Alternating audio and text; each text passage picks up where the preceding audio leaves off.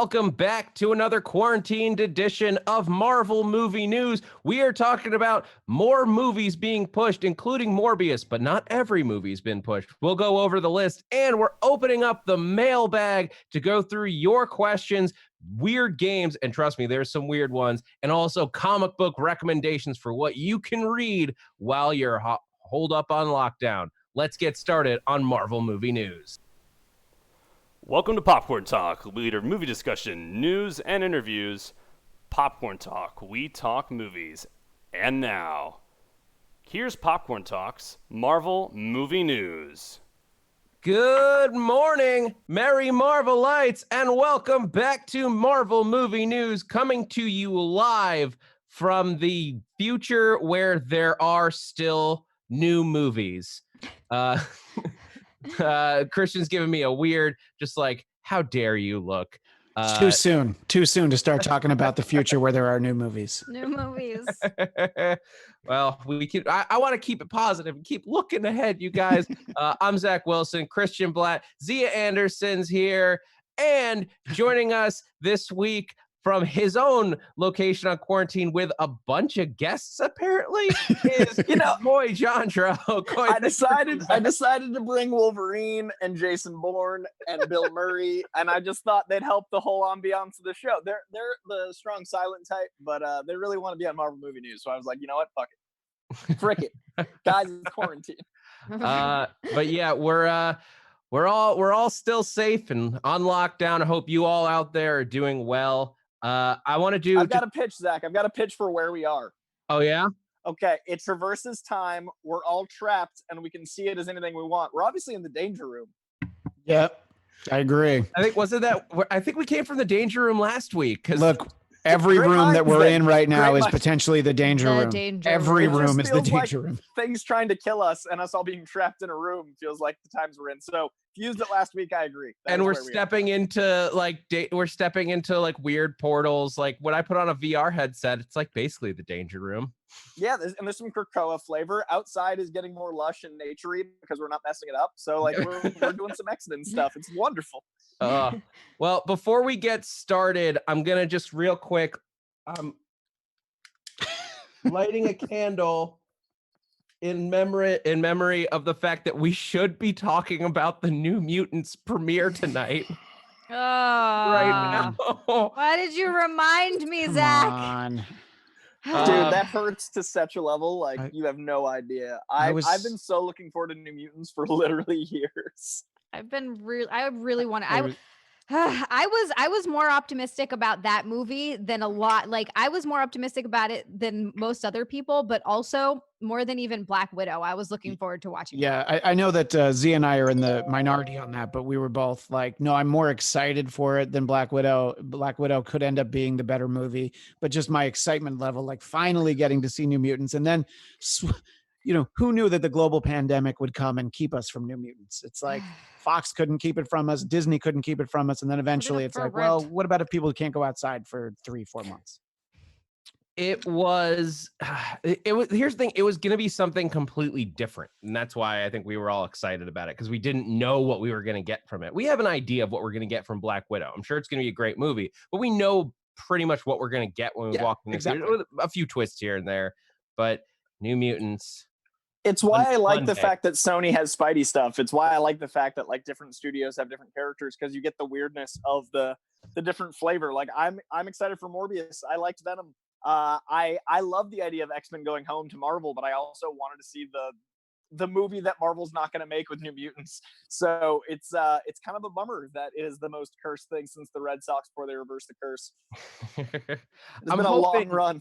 I'm hoping that like the stuff that we're seeing so far, that like Marvel's trying to push new directions, and I do want to see, like, we've seen so many Fox takes on X-Men. Like and that's sort of why I think New Mutants might be great, because they shot it and then Fox was like, oh, we're gonna do reshoots and mess with this, and then they never got the chance. So we're seeing an interesting version of it that didn't have Fox's handprints when we see it. I'm still surprised that to be honest, I'm surprised that we're not getting a home release for this one. I thought that New Mutants would wind up on pay-per-view. Yeah, Gamer Girl actually mentions, New Mutants is the only delayed Disney movie I can see going to streaming. Mulan or Black Widow won't. No, I think there's too Yeah. much writing on those. Yeah. But I Agreed. think that anybody who's expecting New Mutants to just show up in their Disney Plus, that's not what's likely to happen. I think they're going to try and make some money off of it, and it would be the video on demand like we've seen for a lot I of would be current down release. for that though. Sorry. I would spend $20 to see it. Yeah, I would too. Look, if I went to go see it tonight at 7 p.m., where I hadn't even had a chance to buy my tickets yet, but I would have been there. I would have spent more than that anyway, because I would have brought my wife with me. So, Yeah. it's like I'm happy to rent it for $20 and finally get to see it, and then be able to do a whole show here where we can talk about New Mutants. That's worth $20 to me. Disney. I'm of the moment with the slippery slope. Like Onward, I get because it had like a tiny little release window. But the moment we start doing the big movies on VOD is like the death of cinema to me, because no one's gonna go back and see them again after they've seen it once at home. And if this pandemic lasts the 4 or 5 months I think it's going to, if we start releasing movies here, then once we reopen the doors, people were like, oh yeah, but remember it was nice to just get things at home, and I didn't really like the movie. People are always talking, and all the complaints people have about the movie is like, I'm afraid this pandemic will be the death of the comic store and the death of the movie theater as a mainstream. I'm afraid if we start releasing things at home, then it'll turn into like movie theaters like Broadway, where it's a very special occasion. The tickets are $50 and you wear a suit. Like I'm afraid of like Martha and Bruce Wayne, like going to the theater and like their kid gets killed. Like I don't want the movie theater to be that kind of regalia. And I think that could happen easily if what I'm saying is if New Mutants comes to VOD, Bruce Wayne dies. Well, here's the way that I look at that. If it does come to VOD, Thomas and Martha Wayne don't go down that alley, and they're still alive, and then Bruce just becomes a rich a-hole. He's not even. And see what's worse, a no Batman in the future. Like it's a slippery slope. It goes either way. But look, I think your big movies, like just like Gamer Girl was saying, the movies that have come onto VOD either were already out, like Onward and Invisible Man, and they're just trying to get anything, or it was a movie like Trolls, where it wasn't going to be like this huge thing. It's family friendly. I think we're very clearly seeing, we're seeing Wonder Woman for August. We're seeing Black Widow for one day. And I don't think that that's going to change. I don't think that stuff's going to come, I don't even want to theorize about how long this could go on. However long it is, those movies aren't coming to our house, because when there is a movie theater industry to try and revive, you got to have movies that people actually want to see. Well, and also there's something to be said for, you're right. People might think, oh, I don't like going to the movies because people talk, or I could just watch it at home. But there is something to be said for the experience of going to see movies, especially on such a big screen, or in IMAX, or in IMAX 3D, or in IMAX. What's the other one where they have your chairs rumble and you get puffs of air? Like 4D. Yeah, that's right. 4D. The other D you mentioned. Oh, never mind. I'm not going to say it. Anyway, we all know what D you were going to mention, so don't say it. It's fine. I'm sorry. We've already sworn on this show. Let's not bring it to the gutters either. Anyway, so the other kind of the movie theater 4D, just that basically there's something to be said for that experience, and watching a movie at home without surround sound. Like if you have surround sound, that's cool, but if you don't, without surround sound on a 55-inch screen is not the same as going to see like certain movies you have to see in theaters. And I think that no matter what, people will still kind of be like, oh yeah, this movie you need to go see in theater. That's a lot of movies you should watch in theater. And I also feel like the community aspect, even beyond the tech, like the feeling of watching 100 people experience a dramatic moment or a laugh or like Thor landing in Wakanda will never feel the same without 500 people with you. Like right. No matter what, that's an incredible moment. But when you experience that with all the other people around you, all like gasping and like experiencing it simultaneously, to me, that's the closest thing to a religious experience we can have without like any denominational madness. It's a truly, it's faith. It's this incredible God moment of like Thor literally landing. So I think that's so important to keep. Yeah, the first 3 times I saw Endgame in theaters and Cap picks up Mjolnir, I've never felt such electricity in a theater. Yes, pun intended. I'm not ashamed. But like it just even the first one, which was a press screening, which was like a weird mix of people who were like unbelievably excited to see it, and then the critics who were like, well, I guess I've got to see this one. It was still an amazing moment to see with people. Anyway, Yeah, no, I was uh, sitting next to you, well- and it was so electric. There was literally smoke coming out of your ears. So we all felt it, Zach. well, And that that's was an the third unrelated time. medical condition. But anyway, while we're talking about this, because there's more news about movies getting pushed and moved around. Morbius is going to be pushed back all the way to 2021 now. Yeah. So that's what we have. So it's going to be a while before you get to see Jared Leto's masterpiece, Morbius. But it is what it is. I'm really looking forward to that eventual press junket because if you're following the news at all, Jared Leto sort of picked an interesting time to go on a retreat and unplug from media, social and otherwise. And he's like, Oh, "Hey, yeah. what's going on, everybody?" And they're like, "Oh yeah, there's a global pandemic. Everything's shut down." What? I think I might have to go back and meditate. It's the most Jared Leto thing to ever Jared Leto. Like, it was amazing to me because it makes 100%. sense. Like, Yeah. I've gone on retreats, but I've never gone on any that long, and I've also like I can't imagine the Jared Leto version of those. So I just to come back and be like, whoa, man! Like with his Jesus hair and his shirtlessness, and like he's gonna come and do Morbius press next year, and he'll be the same age because he has been since '99. Like he's the same Fight Club Jared Leto we had then. Yep. But so we're looking at Morbius coming to us in March. So it's March. I think is it the 19th, March 19th, 2021, is when we're going to theoretically see Morbius on the big screen. Which oddly will be our quarantine anniversary at that point. It will be remembering how just a year earlier we were afraid to go outside. So I don't like thinking about March 2021. It's an interesting date because he went from a solid summer release date to the 300 date.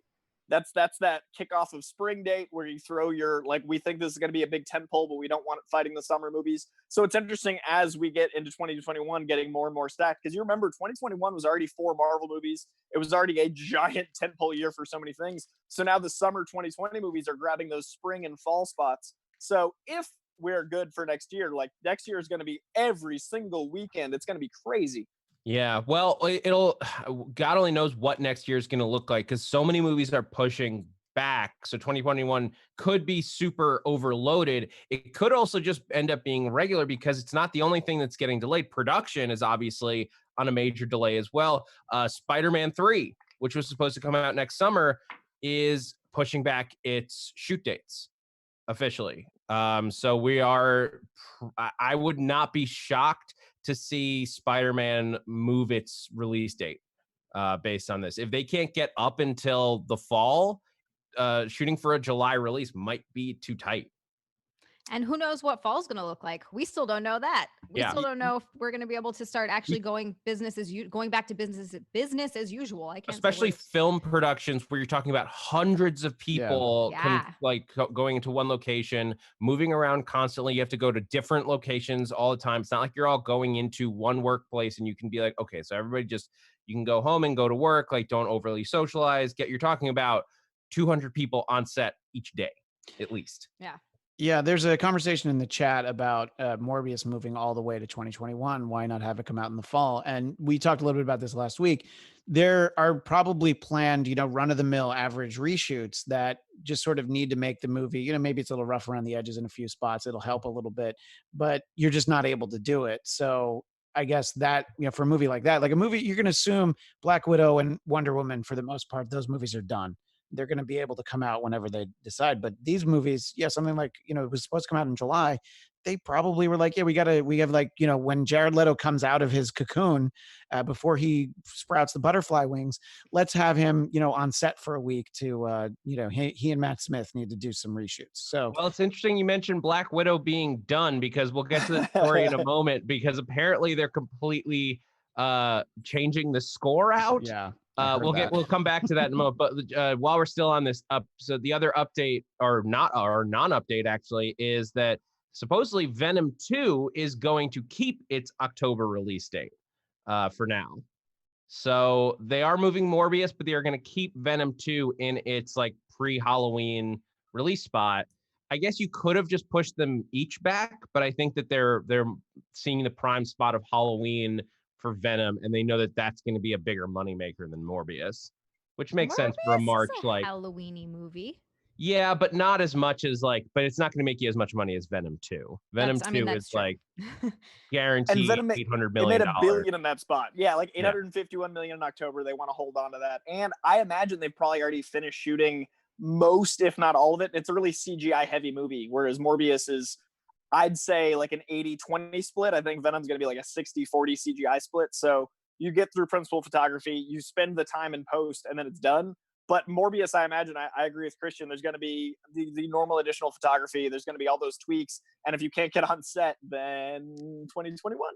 Yep. Yeah. Yeah. Before we move on, not to be too much of a downer, this is sort of a conversation that I feel like can continue in the chat, live and then also archived. This is just a hypothetical. I asked Xia this a little earlier when we were recording something for the Blackcast. Yes, that's right. I just plugged my podcast. Thank you. But just hypothetically, so if your movie theaters reopen, this is again very hypothetical, July 1st. How soon after that are you personally comfortable going back to the movie theater? Are you there on day one because you're so excited that it's open? Do you want to wait it out, see how everything happens? My answer to it was, if it opens July 1, yeah, I'll probably be good by the time Wonder Woman comes out. I'll feel comfortable at that point. But I don't think there's a wrong answer. I'm just sort of wondering how everybody feels about this. Yeah, that was my answer as well. Is like, I would give it a month to sort of see how it's going before I start venturing into populated areas with a lot of people. Yeah, I kind of hope I sort of expect they'll do sort of the halfway point that they were doing right before they closed, which is like 50% capacity, people seated away from each other. Like I went to a movie like when they were doing that, and it was like almost empty, but it was like it felt okay. As long like I carried wipes with me, I wiped down the seat before I sat down, wash your hands constantly, the whole thing. I didn't eat any snacks from the theater. That was one thing. Concession. I didn't feel comfortable buying concessions, especially popcorn from the big communal bucket in the front of the house. Wait, you didn't want to use the fountain soda dispenser that everybody who walks in uses at the same time? You didn't want to use them? I'm curious how things are going to change, like permanently, like those exact items, because it's going to be time until it is that comfortable. Like those very communal little pockets of the movie theater experience are going to be different. I'm probably going to go really weird times. Like I've been grocery shopping at 1 a.m. at the grocery stores that close at 2. Like I've been that guy that's like tactically doing. So I'll probably go as soon as I can, but I'll probably go at like, if businesses are open like 2 p.m. on a Tuesday, and I'll drive to Chatsworth. Like I'll go to the weirdest theater at the weirdest time and be like, okay, and hope there's only 5 people in there. Yeah, but that's the magic of pre-booking seats, right? Like we can like see who's in the theater, click, and maybe. That's what I was going to say. It's like, yeah, you're going to look, okay, I'm going to go to the showing where there's only 10 people, and I'm going to sit far away from all of them. And look, now you have to let us bring our own snacks, okay? That rule is going to have to be a thing of the past. Yep. They always have. You just have to have big pockets. Or a purse. Like, take a lady with you. Good Lord. That's what purses are for. All year in LA. And by the way, in the chat, Rock620 says, I'm there on day 1. And James Patterson, who I assume is not the author, James Patterson, says it's going to take like a week. So, people have some differing views on that. We've got a range from day 1 to a week to like a month. Yeah. And look, then you have people who are just like, oh no, I can see it when it's on demand 4 months later. I feel like you're going to get those answers too. But I don't, like I said, there's no wrong answers. It's just kind of curious as to how people feel about it right now as we're looking. I'm curious. We might put up a poll after the show because I want to see how people feel in hard numbers. All right, so let's move on just a little bit. I want to talk about just one more story on the stuff being pushed or not. Doctor Strange is reportedly still aiming for a July shoot, or rather June shoot date. So they're still trying to keep that in production. I think it's more of a like, well, let's keep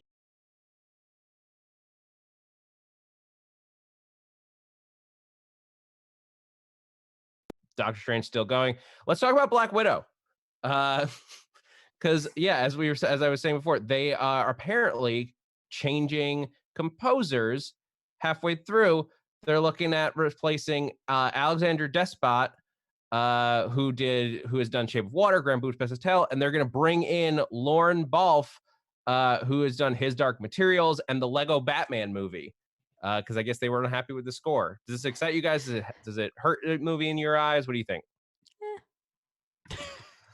I think it's a cool opportunity that if they screened it a bunch and a lot of people like thought the score could be better, I think it's a really unique opportunity to use the negative as a positive. If you've got more time with the film, you make the classic thing of making a movie 3 times, once in pre-production, once in production, once in post-production. Yeah. All of these movies have a brand new post-production movie time. Like, this is all, if you're gonna be trapped at home, composing is something you can, if you have the art already, you can really reshape a movie.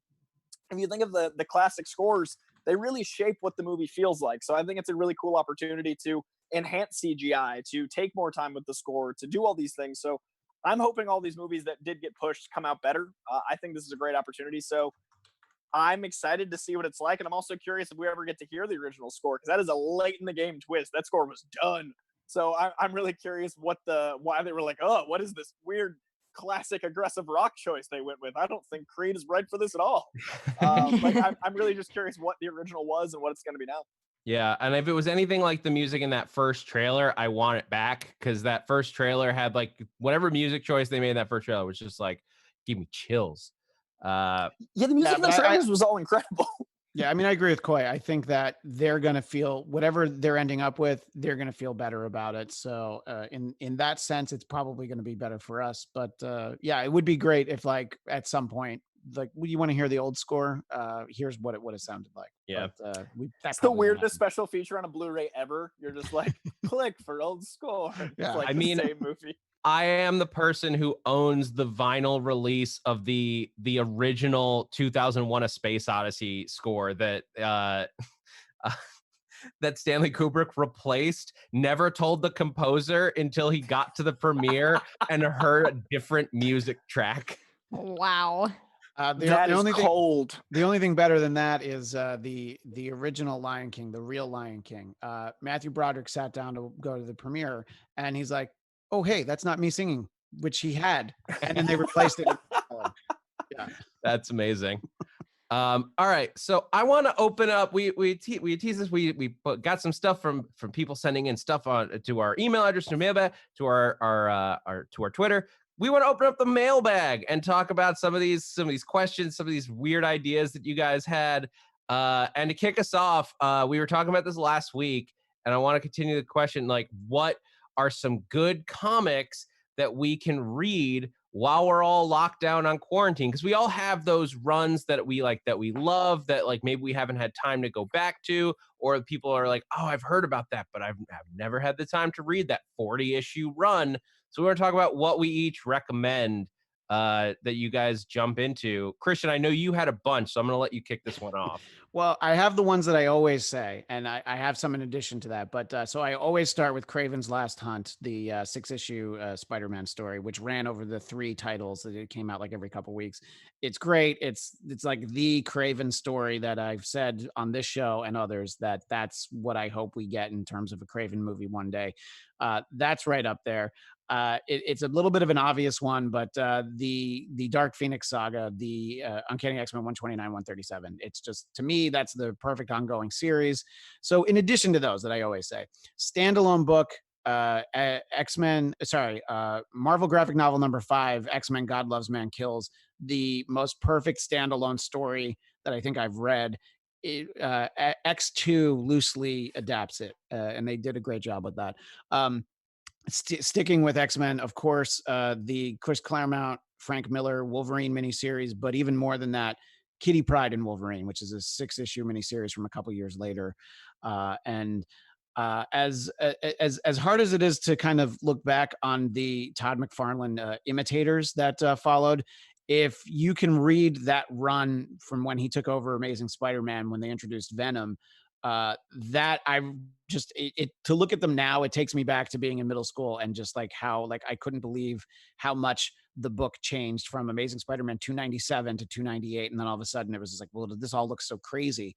You know, so like there are a lot of Venom related trade paperbacks digital, or you could also order them online. But so that's my whole host of recommendations. You read all that and then come back to me and I'll give you some more. Yeah, Xia, other than House of M, I'm curious what you would recommend. Yeah. So I've read a lot of the stuff I read. I feel like it's stuff that everybody's read, though. It's like I really liked the Dark Phoenix saga. I thought that was awesome. I have that Chris Claremont, Frank Miller, Logan to read, but I still haven't read it yet. I have it, so I need to read that. I really like Secret Wars. I read that one. Which you gotta not the was it was 2011, I believe, right? Yeah, that's the one I read. And everybody knows I'm an OG Secret Wars guy. I'm 85 Secret Wars. So I never no disrespect read to 2011, but I'll always point back to the 85. But what about like 89 Secret Wars 2, where the Beyonders Jerry curls are even better? Yeah, I mean he does have a great jumpsuit, and the Jerry curl mullet. I was just like, wait, this is the most powerful being in the universe. Yeah. When you're that powerful, you can have your hair however you want.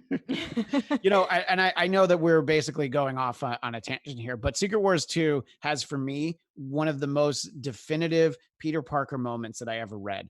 So the Beyonder turns a building into solid gold. Okay. And Peter gets a notebook from that and he keeps it in his safe, and he needs to pay rent because he's Peter Parker. And he needs, this is how long ago it was. His rent was $460. Get the and so here. Yeah, exactly. In Chelsea, $460. Oh, that's my dream. If you don't know, that's where my dream is, to own an apartment, is in Chelsea. That's where I want to live. So he sells this. So he's able to sell this notebook to somebody who's, in the business of buying gold notebooks. And they're like, how much do you want for it? He's like, $460. He asks for exactly what he needs. He doesn't ask for $1,000. He doesn't, he's just like, this is what I need. So to me, the Secret Wars 2 brought out this great Peter Parker moment that I've always held on to. And do you remember the cover of that? There was the black suit Spider-Man and then the red suit Spider-Man. The covers went together in the gold building and web of and amazing. Yeah, he I love both. It's real good. Oh, in the chat, Jenna James, Daredevil Born Again. I read that too, and that is that's an excellent run. Yes, that is a highly recommend. That's also on my list. That has 8 things on it already. I'll throw out there. This is some stuff that's a little more off beaten path. Like if you missed the graphic novel Rage of Ultron, not Age, but Rage of Ultron is a really interesting standalone, just set in the future. It's also get some Hank Pym and Janet Van Dyne time in there where they're actually good to each other. So that I really appreciated. And dealing with it's all about legacy between of a grandfather to a father and then his kid Ultron and his kid Vision, all dealing with this whole family issue. I thought it was a really interesting take on the Ultron story. Also, if you just want a long, this is where Coy and I will disagree wholeheartedly. If you want to have a long read of Spider-Man, that you're so you hate the character forever. I would say dive into because you can start with Superior Spider-Man, where Doc Ock takes over Peter Parker's body. I thought it was really this is more if you're familiar with the character, it's not a jumping in point for Spider-Man, but it's a really interesting take because it's just very different. That will bleed you right into the what year was it? I think it was 2014 Amazing Spider-Man, where they started renumbering, which takes you right into the original Spider-Verse run. So that's 60 issues of Spider-Man that you could just read straight through and relive. And that's all on Unlimited. And the other reason that we wanted to do this, all of these things that we're shouting out are available in trade paperback form or graphic novel form, or you can get back issues, which you can, and a lot of times, mail order from your local comic book shop to support them during this crazy shutdown. And a lot of them are doing it. Coy, I wanted to wait to ask you straight up because you're the genius of this. What would you recommend for a long quarantine read? So I went through all of your recommendations first, and I was looking at the differences. I know Xia really wanted people reading House of M, so I didn't go with House of M. And I know Christian wanted to go with the classics, and I respect all those classics are exactly what you would recommend. I respect each of those books as the gold standard. And then, Sure. of course, I knew that you would recommend Superior Spider-Man. But so I wanted to go a different tactic. The way I'm seeing this as a comic book collector and fan of the medium is this is a rare opportunity to read books that are 6 months old that might just be new by the time new comics books come out. Yeah. Because Marvel Unlimited is doing a 6-month thing. So I recommend, if the world catches up to that run, you can be a new comic collector having never read a comic. You can literally catch up to the rest of us while we're all trapped. So it's a unique opportunity. So I went with a different tactic. I went with my favorite books from late 2019. Also, I do this show called Comic Book Shopping. If you watch any episodes 6 months ago or older, you can literally use my pull list and then just start pulling those from Marvel Unlimited, which is a really unique opportunity right now, because right now is the time. I recommend you read Saga, which is on Comixology. You can pull it from their borrow section, so it's free, the first 2 volumes. That's an Image book. I know this is Marvel Movie News, but Saga will change your life. I recommend reading the Daredevil Chip Zdarsky run. It's like 30s right now issues, so you can read like 1 through 25, and then you might be able to catch up to us in time for the new comics to be printed. Chip Zdarsky's Daredevil run is up there with, in my opinion, Frank Miller and Kevin Smith. Like, it's one of the iconic runs of Daredevil, and that's a really great character to know. I would say reading Friendly Neighborhood Spider-Man, which is a completed arc. Tom Taylor was writing it, Juan Cabal on art, and that's completed. So you can read the entire thing in Marvel Unlimited. It is one of my absolute favorite Spider-Man issues of all time. Spider-Side is this little Spider-Man kid. You'll see, you'll cry. It's really powerful. Immortal Hulk is insane. It's a horror Hulk comic. It is by Al Ewing and Joe Bennett. It's on this week, would have been its 34th issue. So you can read up to issue 27 and probably be caught up by the time through Marvel Unlimited. Imagine if Hulk as a horror comic. It is graphic, it is dark, it is really inventive. It's also really politically charged. It does a lot of great commentary on the world today. And then also, if you want to dive into indie stuff, Cover is this incredible book by Brian Michael Bendis and David Mack. It is a painted book with kabuki and then American style art that blends together in this really beautiful way. And it's about a comic artist who uses comic conventions as a cover to be like a CIA operative. So he's a spy and he does cover art, and he goes to cons, and it's called Cover because puns. And it's Bendis, so it's really quippy, it's funny. And that's like an indie pull, a weird modern indie pull of Marvel books. And of course, the great Mr. Miracle. Highly recommend the hardcover. It's dope AF. It's a family show AF. So those will get you by for like at least 2 weeks. Just a comment from social media from Sam Edmiston. He also recommends Immortal Hulk. Yeah, start from number 1. He says the Thanos Wins trade paperback, which I actually don't even know what that story is, so I'm going to make a note of that. And then he talks about something that, Zach, I know at least you were reading. This Hickman's run on X-Men is now, we're more than 6 months in, so at least the early issues are on Marvel Unlimited. I think so if you want to dive into that, you can start to take a look at it. I think they're up to the issue 5s of 6 now, so they're almost through House of X and Powers of X, that's 10 issues because they each go individually numbered. So yes, start checking those out. It's a really interesting read. The books afterwards have been a little more inconsistent, but I'm really enjoying Marauders and the main X-Men run. And I highly recommend House of X and Powers of X. X-Force is so good. I love X-Force is my favorite there. I haven't checked that one out yet. Yeah. It's on my list. I'll also throw out, if you want something more fun and silly, check out I think it was the 2018 run of West Coast Avengers. Oh, it's so good. Which is all on Unlimited. It's Kate Bishop and Clint Barton, and they have like the most absurd list of just like random heroes joining this team that's like doing like a weird like semi-reality show, but they're like uncomfortable with it, but they have to do it to pay the bills. Quentin Quire, Gwenpool, just absolutely ridiculous. Oh, Gwenpool is another one that I highly recommend if you're a big Marvel nerd. That book. Can I also two Deadpool runs I recommend? The Good, the Bad, and the Ugly. It's a trade. It's only 5 issues. It's on Marvel Unlimited. And Rick Remender's X-Force is so good, and that's definitely on Marvel Unlimited. And those two will be like very essential reading for Deadpool. Nice. A very specific old school recommendation from Jeff Winstead. Amazing Spider-Man 269 and 270, where he fights Firelord, who is a former Herald of Galactus. I mean, I remember that story. That's the run where I was reading Amazing Spider-Man, sort of leading up to it. And so anybody who's going to go for mid-'80s Spidey, I'm going to give a shout out on this show. So nice. So real quick before we get into some more mailbag stuff, I want to do some shout outs to comic book stores across the country that you can support even during these times through different kinds of stuff. And some people have been nice enough to send us the stores that they know that they love, that they want to continue to support. So Velocity Comics in Richmond, Virginia is still doing curbside pickups and mail order. You've got Golden Age Collectibles in Seattle, which is doing mail deliveries and curbside. Time Warp Comics and Games in Boulder, Colorado is doing phone orders, curbside pickup, and local delivery. And very close to my heart, and I know a few of us here, House of Secrets in Burbank.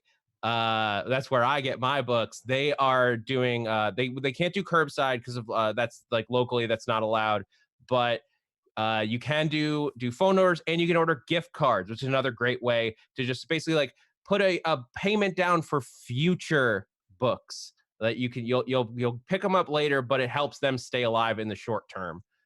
So pick up a gift card from from your store. Then Golden Apple's also doing mail order. Golden Apple's got an awesome deal where they're doing $100 worth of comics in a $50 box, but you get to like tell them what titles you like. So it's not that usual grab bag of like, oh, good, 6 issues of Secret Wars 2, number 5.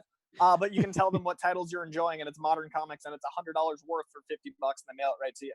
I was just reading that sort of like anybody who reads older printed issues will know Mile High Comics in the Denver area. They're doing something which for like $20, they're going to basically send you a bunch of stuff, and sort of like there's different tiers on what you can ask for, but they're covering the shipping. It's more just and they very specifically, do you have younger readers? They're sending a lot of like kid stuff. So take a look at what they're doing. And obviously if you're trying to get any of this stuff physically, we've just gone through this weekend, last week, there's a lot of places that could definitely use the support and would be happy to ship it your way. Yeah. All right. I want to get to some mailbag stuff while we have time. So we'll just do these kind of quick. But I thought this one was really cool. Bad Wolf Bay 10 on Twitter asked us, if San Diego Comic-Con does get canceled, could you see Marvel using Disney Plus for whatever Hall H would have given us?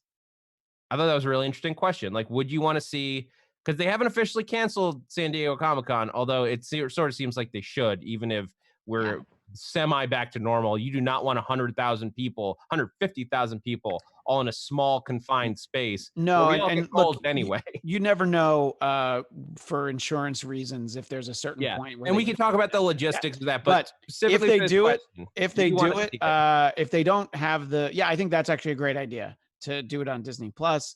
Or, maybe they want to just open it wider and do sort of like a live stream that everybody can tune into. That's fine too. But yeah, I think whatever they were going to do, I think they should still have that big unveiling instead of what probably shareholders want them to do and save it for D23 next year. I worry that that all the things that we're going to announce with the dates all shifted, they don't know what they are yet. So I'm hoping these next few weeks they can kind of restructure that. I mean, obviously, they're all working right now. I'm sure Kevin Feige is not like, time off. But I do worry that with all these restructuring choices, will they be able to announce anything with any sort of structure? So I hope there is some sort of presentation. I think Disney Plus is a great idea. I just worry about all the production and things that were going to be announced, the validity of the dates, the validity of the finished product. But I hope we get some sort of announcement. Yeah. This one I thought was fun from Daniel Drew. If ever Deadpool joins the Avengers, what for whatever period of time, what would his first words be to them? What would Deadpool say if he met the Avengers for the first time? I think he would say, I just assembled in my pants. That's a good one. I think he would have a thing where he's like, he starts feeling above their heads, like, what? Where are the big ears? Well, I want to use Jr. was. I want to use a prop that I have for just this kind of occasion. I think that he will invoke the words of the great Mr. T. Shut up, fool. Which, yes, this is my handheld Mr. T phraseology. Or it'll just say like what it says right up my cup, bottoms up from What do you Deadpool. What do you think, Xia? What do you think Deadpool should say if he ever became an Avenger? Fivesome? Question mark? No, not what you would say if you ever became an Avenger. Oh, what not me. Deadpool Damn. would say. Okay, Deadpool. Got it. Yeah. Also worth noting, Deadpool has both been an Avenger and funded the Avengers. After the Deadpool movie did so well, they had in the comic books Deadpool doing so well financially that he took over funding the Avengers with money from toys sold from the Deadpool movie. It was so meta that they were referencing the real world with him funding. Artistry. That's great. That's amazing. And I think this is the last one we'll have time for. We'll see if we can squeeze another one in. But Chris Logel wants to know who will be the next Avengers level threat to face for them to face in Avengers 5. Kang. Galactus.